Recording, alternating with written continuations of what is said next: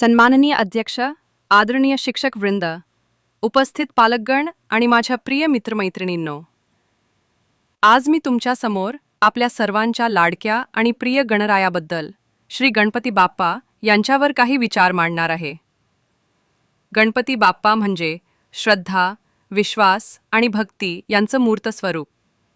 त्यांचं नाव घेताच मन शांत होतं, मनातल्या काळजा दूर होतात आणि एक वेगळी ऊर्जा आपल्यात निर्माण होते.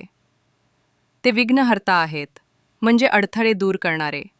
पण बाप्पा फक्त अडथळे दूर करत नाहीत, ते आपल्याला शक्ती देतात अडथळ्यांशी लढायची. ते आपल्याला संकटांवर मात करण्याची प्रेरणा देतात. गणेशोत्सव हा केवळ एक धार्मिक सण नाही, तो आपल्या संस्कृतीचा सजीव उत्सव आहे. 10 दिवस नुसती पूजा नाही, तर आपुलकी, बंधुभाव आणि एकत्र येण्याचा आनंद देणारा काळ असतो. आजही आठवतं, लहानपणी बाप्पासाठी आरास करताना आपल्या डोळ्यांत चमक असायची. आरत्या म्हणताना अंगावर काटा यायचा. मोदक खाण्यापेक्षा बाप्पाला चढवलेले मोदक पाहताना मन गोड व्हायचं.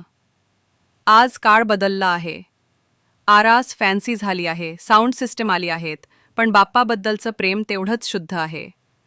गणेश विसर्जनाचं वेळी सगळ्यांचे डोळे पाणावतात. का? कारण बाप्पा हे फक्त देव नाहीत, ते आपल्या मनाचे एक हक्काचे स्थान आहेत. ते आपल्या हसण्यात आहेत, ते आपल्या प्रत्येक शुभारंभात आहेत, ते आपल्या घराच्या कोपऱ्यात आणि मनाच्या खोलवर आहेत. आपण प्रत्येक वर्षी म्हणतो, पुढच्या वर्षी लवकर या, पण खरं तर बाप्पा आपल्या हृदयात कायमचे राहतात. चला, यावर्षी आपण बाप्पाला एवढंच मागूया, हे बाप्पा, आम्हाला चांगलं माणूस बनव.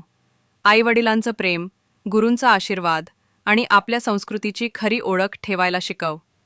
गणपती बाप्पा मोरया, मंगलमूर्ती मोरया, पुढच्या वर्षी लवकर या.